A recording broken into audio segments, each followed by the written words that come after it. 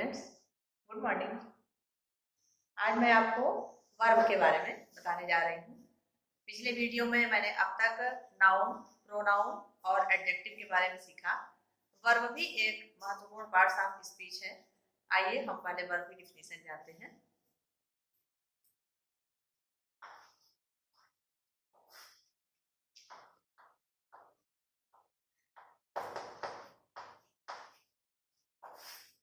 Verb means क्रिया।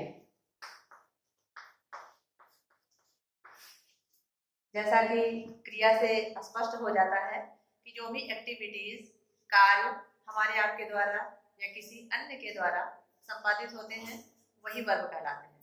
अब इसको हम डिफिनीशन देख लेते हैं इसकी।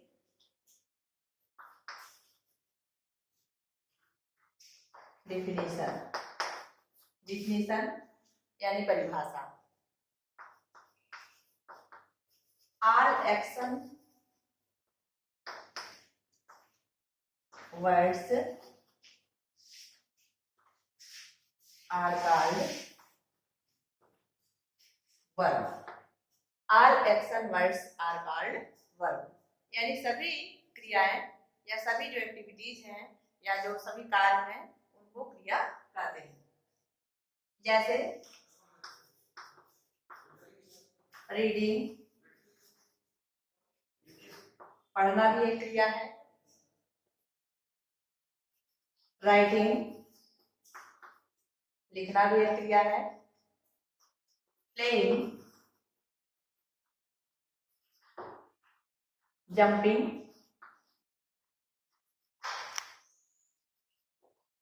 ईटिंग, ड्रिंकिंग,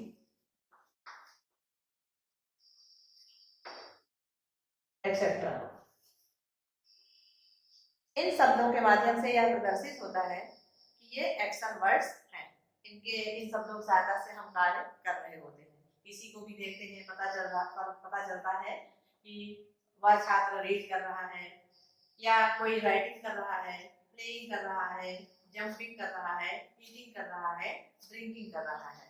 इस प्रकार से reading, writing, playing, jumping, eating, drinking और स्लीपिंग, अन्य इस प्रकार के कई वर्ड हम ले लेते हैं जिससे वर्ब प्रदर्शित होता है। यानी हम कह सकते हैं कि all action words are called verb and action which are doing with us are you are called verb. मुझे लगता है वर्ब आपको क्लियर हो गया होगा कि क्रिया किसको कहते हैं। अब इसके काइंड्स के बारे में हम देखते हैं।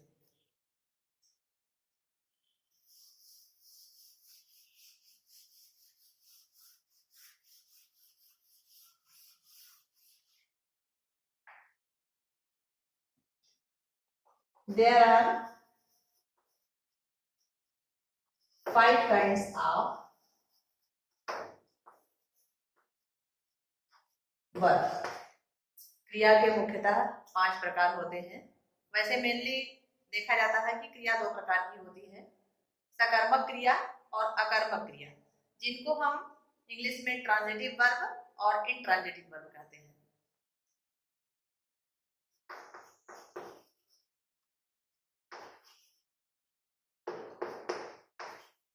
ट्रांजिटिव वर्ब जिसको हिंदी में सकर्मक क्रिया,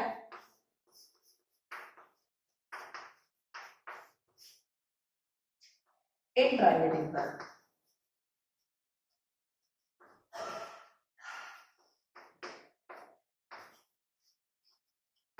अकर्मक क्रिया।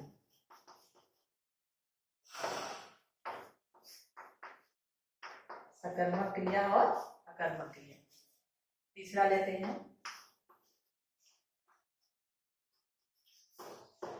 लिंकिंग वर्ब,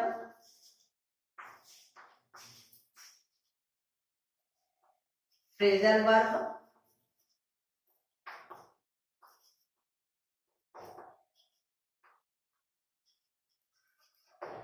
ऑक्सिलरीज वर्ब, जिनमें 2 प्रकार होते हैं, primary auxiliary and model auxiliary. इस प्रकार से स्पष्ट होता है कि वर्ब 5 प्रकार की होती हैं। Transitive verb, intransitive verb, linking verb, phrasal verb, auxiliary verb. और ऑक्सिलरी वर्ब दो प्रकार के होते हैं, प्राइमरी ऑक्सिलरी वर्ब और model auxiliary verb. Linking verb को और ऑक्सिलरी वर्ब को हम हेल्पिंग वर्ब भी कहते हैं।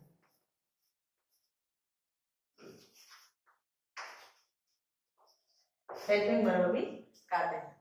अब इन पर क्रमशः आइए थोड़ा सा प्रकाश डालते हैं।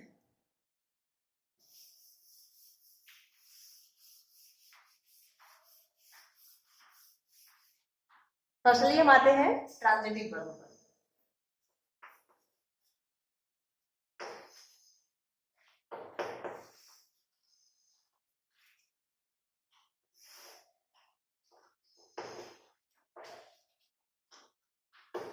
सकर्मक क्रिया।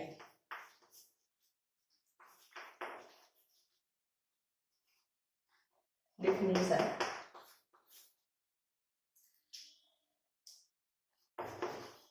A verb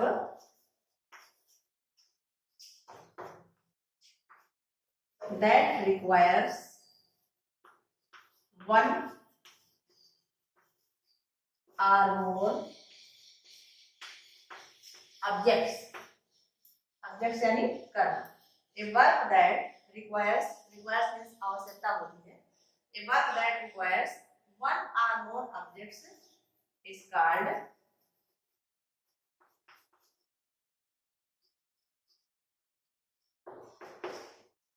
transitive verb.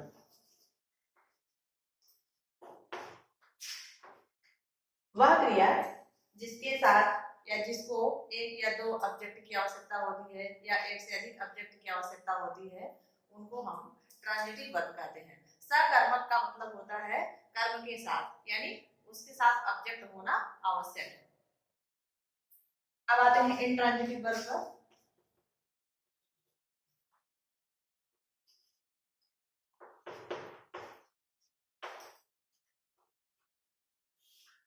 इसके पहले हम ट्रांजिटिव वर्ब का एक एग्जांपल ले लेते हैं।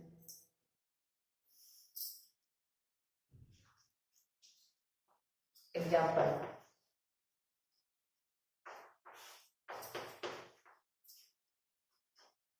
he goes to school। he goes to school। यहाँ पर he goes वह जाता है, कहाँ जाता है? To school. तो ये जो स्कूल है ये ऑब्जेक्ट है। जैसा कि मैंने कहा था कि ट्रांजिटिव वर्ब को एक या एक से अधिक ऑब्जेक्ट की आवश्यकता होती है। अब नेक्स्ट हम आते हैं इंट्रांजिटिव वर्ब पर।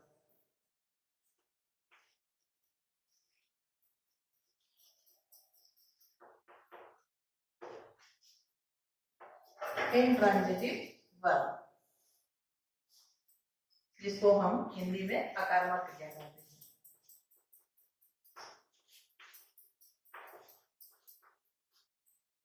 यहाँ पर इसकी डिफिनीशन जस्ट इसका अपोजिट हो जाएगी। यानी यहाँ पर दिया गया है कि वर्ब दैट रिक्वायर्स वन और more objects is called transitive verb, लेकिन इसमें ऑब्जेक्ट की आवश्यकता नहीं होती, ये विदाउट ऑब्जेक्ट होता है। इसकी डिफिनीशन लिख लेते हैं। A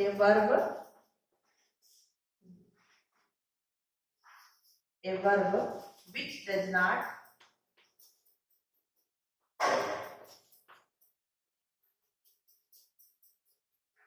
require an object is called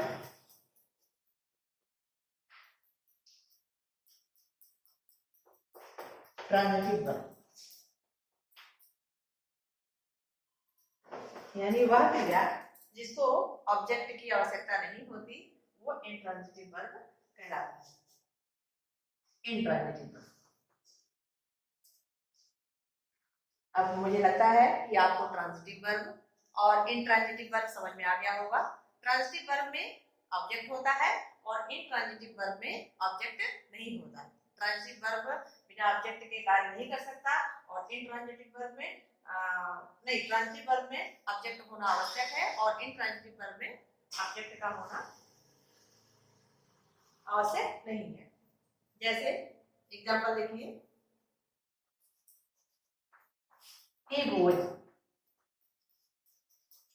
वह जाता है, अर्थ पूरा स्पष्ट है, इसमें ऑब्जेक्ट नहीं है। यदि हम इसमें कह देते हैं he goes to school, तो यहाँ पर ऑब्जेक्ट आ गया, इसलिए ये ट्रांजिटिव वर्ब है। तो सकर्मक क्रिया और अकर्मक क्रिया, transitive verb and intransitive verb. अब नेक्स्ट हम आते हैं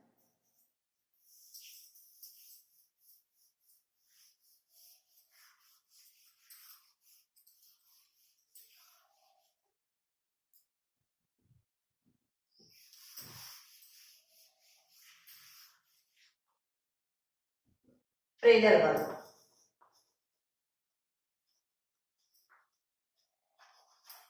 phrasal verb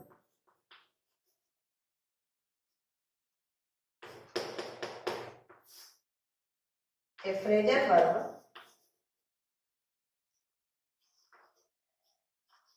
phrasal verb is a verb followed by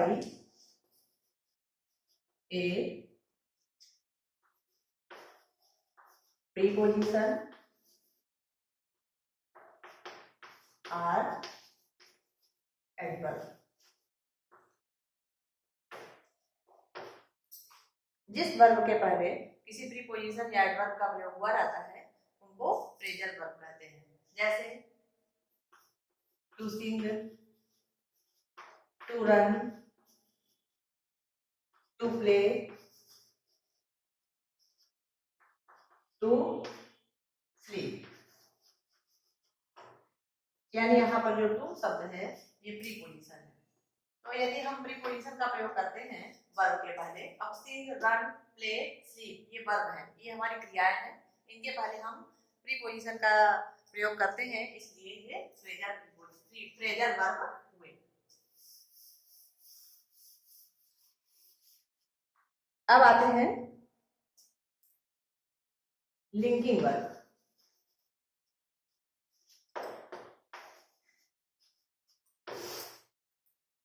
संयोजक क्रिया।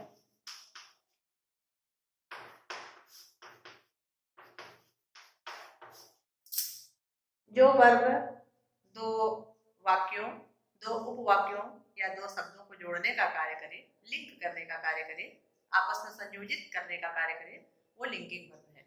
इसमें प्रायः is, am, are, was, were, that,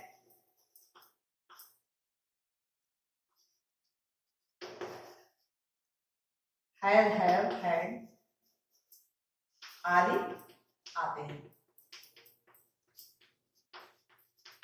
जैसे एग्जाम्पल देखिए, एग्जाम्पल ही सब्जेक्ट है और प्रोनाउन भी है। यहाँ पर मैंने गैप कर दिया प्लेइंग, यह वाक्य अधूरा सा लग रहा है। एक शब्द है ही, प्रोनाउन वर्ड भी है, और एक प्लेइंग है, ये वर्ब है। अब इनको जोड़ने का कार्य हम यहाँ पर, क्योंकि ये प्लूरल सिंगुलर सब्जेक्ट है, इसलिए यहाँ पर हमने इसका प्रयोग किया। यहाँ पर हम वाज का प्रयोग भी कर सकते थे, तो ही इज प्लेइंग, तो इज हमारा लिंकिंग वर्ब हुआ। यदि वाज लगाते हैं तो वो भी हमारा लिंकिंग वर्ब हुआ। ये प्रेजेंट टेंस का हुआ, ये पास्ट टेंस का हुआ।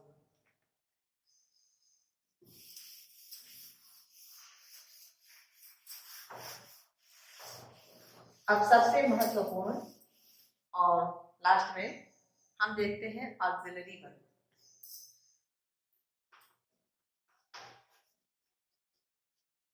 ऑक्सिलरी वर्ब, इनको हम हेल्पिंग वर्ब के नाम से भी जानते हैं। हेल्पिंग वर्ब यानी सहायक क्रिया, बिना इनके कोई भी वाक्य कंप्लीट नहीं किया जा सकता। इनकी सहायता से हम वाक्य को कंप्लीट भी करते हैं, वाक्य को जोड़ते भी हैं, और वाक्य का पूरा पूरा अर्थ इन्हीं के माध्यम से व्यक्त होता है। और कार्य का प्रदर्शन भी होता है कि वर्क जो है प्रेजेंट टाइम में हो रहा है, पास्ट टाइम में हो रहा है, या फ्यूचर टाइम में होगा, या किसी की कोई एबिलिटी है, कैपेसिटी है, क्या क्षमता है, कैसे वह कार्य कर सकता था। तो इसके माध्यम से ये सारी चीजें व्यक्त होती हैं। तो ये जो ऑक्सिलरी वर्ब है, इसको हिंदी में सहायक क्रिया कहते हैं। ये दो प्रकार की होती है।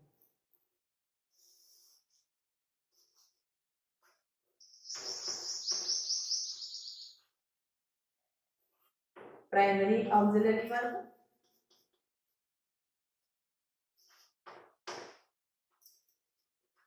और नेक्स्ट मॉडल ऑक्सिलरी वर्ब।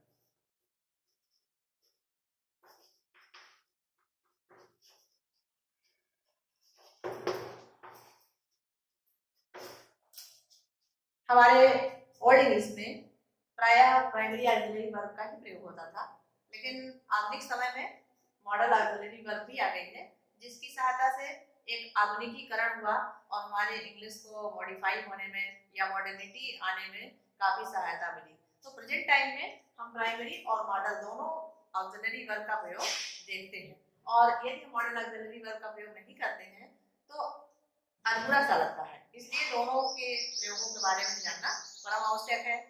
पहचानना भी आवश्यक है कि कौन प्राइमरी ऑक्सिलरी वर्ब की श्रेणी में है और कौन मॉडल ऑक्सिलरी वर्ब की श्रेणी में है। देखिए, प्राइमरी ऑक्सिलरी वर्ब आते हैं पहले।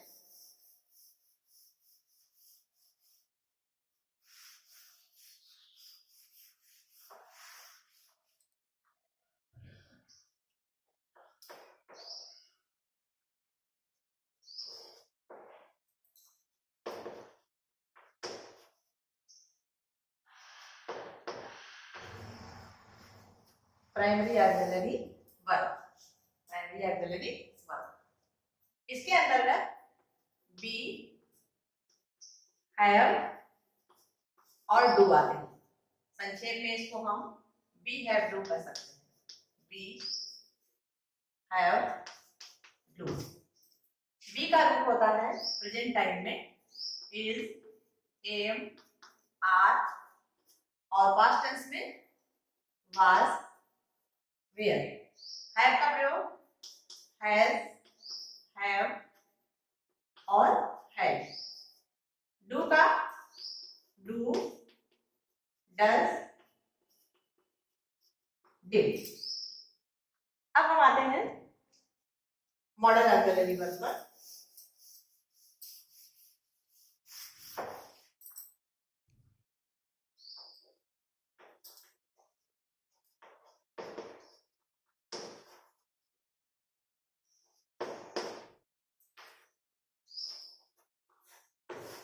इसके अंतर्गत can, could, shall, should, may, might, need, used to, dare, art आदि शब्द आते हैं।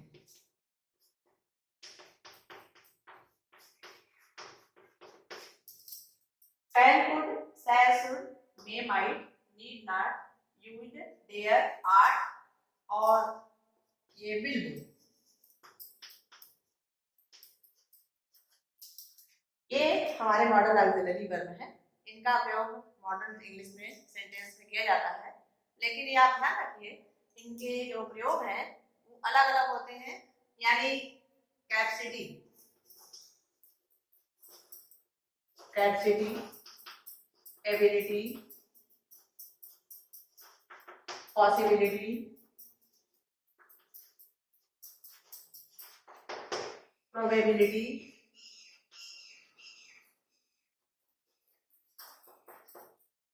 आदि में आदि को व्यक्त करने के लिए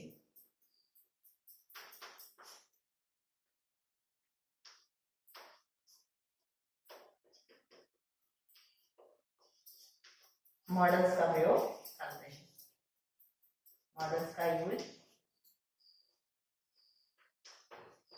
करते हैं।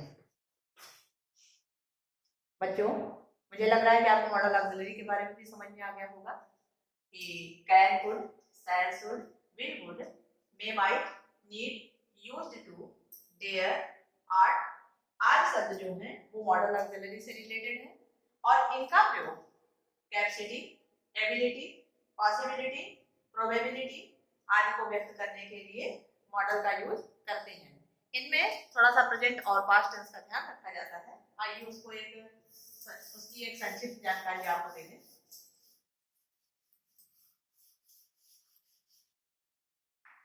देखिए, present and past tense. Present tense में कैन और पास्ट टेंस में कुड। प्रेजेंट टेंस में विल नहीं, मे और पास्ट टेंस में माइट। इसी तरह से विल का यहां पर हो जाएगा फ्यूचर टेंस।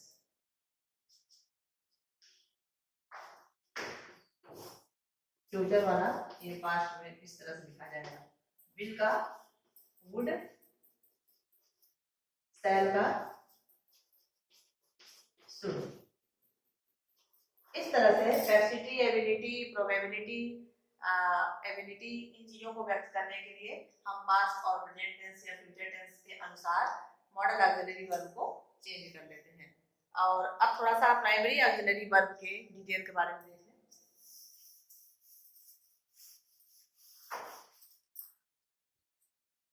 मैंने बताया था be have do,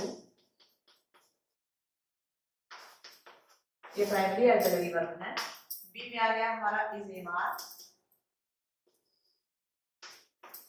was, were और हैव में हैज, हैव, हैड। डू में डू, डज, डिड।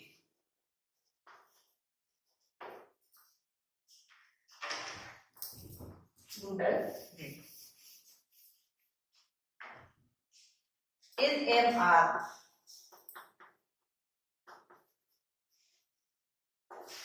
इनका प्रयोग प्रेजेंट टेंस में होता है। एम का प्रयोग हमेशा आई प्रोनाउन के साथ होता है।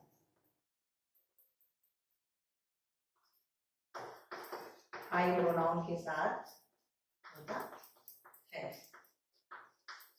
यहाँ पर ध्यान देने वाली चीज ये है कि इसका मतलब भी है होता है, आर का मतलब भी है होता है, लेकिन दोनों में भिन्नता ये है। इज हमेशा सिंगुलर सब्जेक्ट के साथ प्रयोग होता है,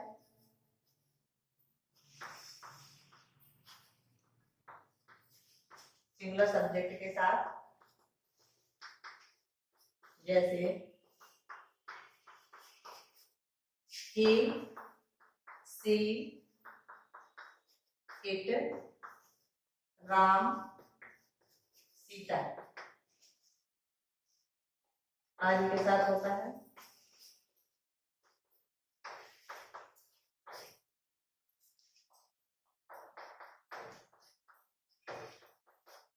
और आर का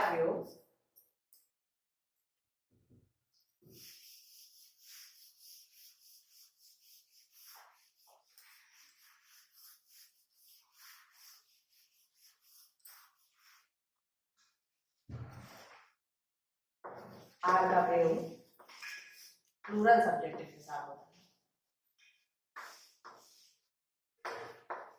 प्लूरल सब्जेक्ट के साथ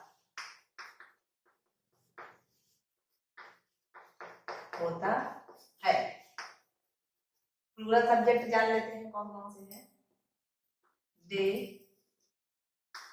we, you, people, parents, students, children. ये हमारे प्लूरल सब्जेक्ट हैं, इनके साथ हमेशा आर का प्रयोग होता है।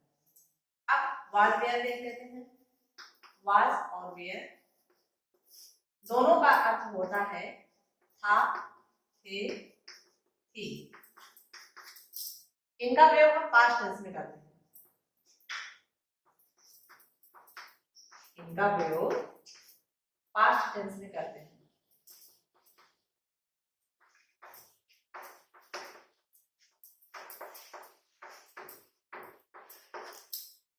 जो भिन्नता प्रेजेंट टेंस में थी वही यहाँ पर पास्ट टेंस में भी है। यदि सिंगुलर सब्जेक्ट है, सिंगुलर सब्जेक्ट है तो वाज का प्रयोग करते हैं।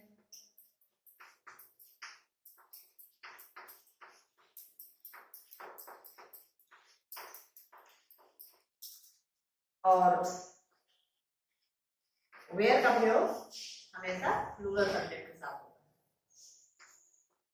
सब्जेक्ट यानी कर्ता, कार्य को करने वाला, प्लूरल सब्जेक्ट के साथ करते हैं।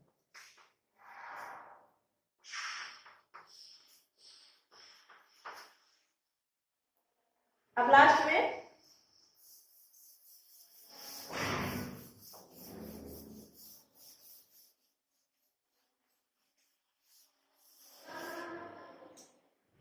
हैज, हैव, हैड का भी प्रयोग देख लेते हैं। Has, have, had. देखिए बच्चों, हैज और हैव का प्रयोग प्रेजेंट टेंस में होता है और हैड का प्रयोग पास्ट टेंस में होता है। भिन्नता क्या है? यदि सिंगुलर सब्जेक्ट है, कार्य करने वाला व्यक्ति एक है, तो वहां पर हैज लगेगा, और यदि कार्य करने वाले व्यक्ति एक से अधिक है तो वहां पर हैव का प्रयोग होता है।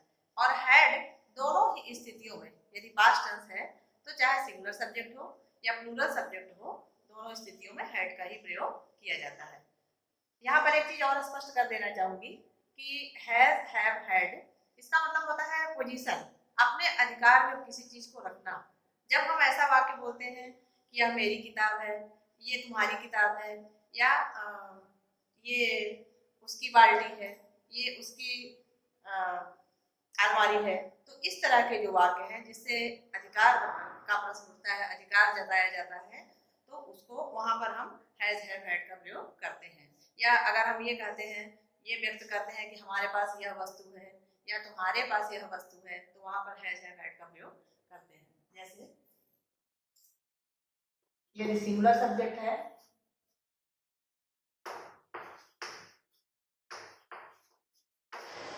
इन प्रेजेंट टेंस,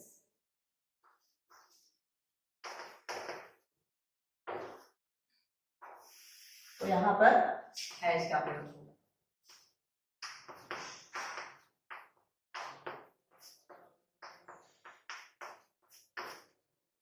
जैसे she has a book.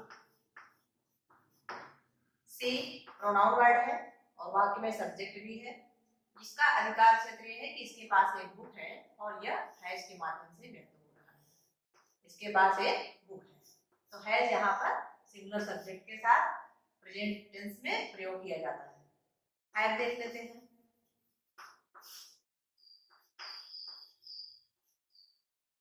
You have a cow. You को प्लूरल सब्जेक्ट माना गया है, यू प्रोनाउन वर्ड भी है, और हैव प्लूरल सब्जेक्ट के साथ प्रयोग होने वाला शब्द है। और काउ गाय, आप समझ ही रहे हैं, अभी गाय किसके पास है? यू के पास, तो यहाँ पर हमने हैव का प्रयोग किया। यदि यही चीज पास्ट टेंस में आती है, हैड का प्रयोग,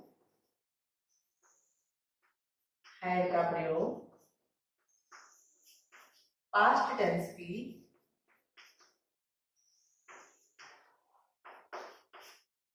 दोनों स्थितियों में होता है।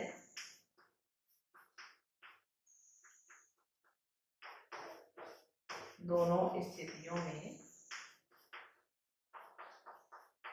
होता है, चाहे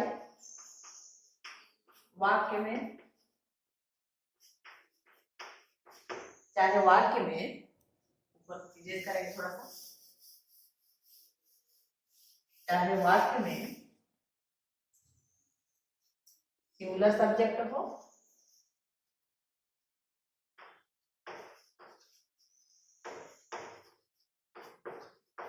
सिंगुलर सब्जेक्ट हो अथवा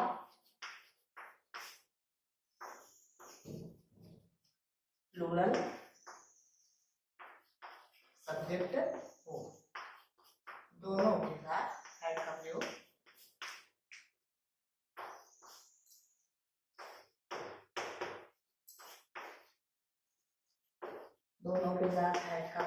होता है।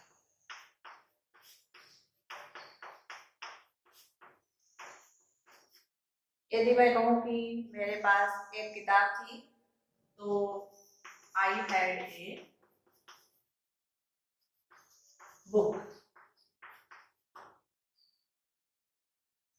राम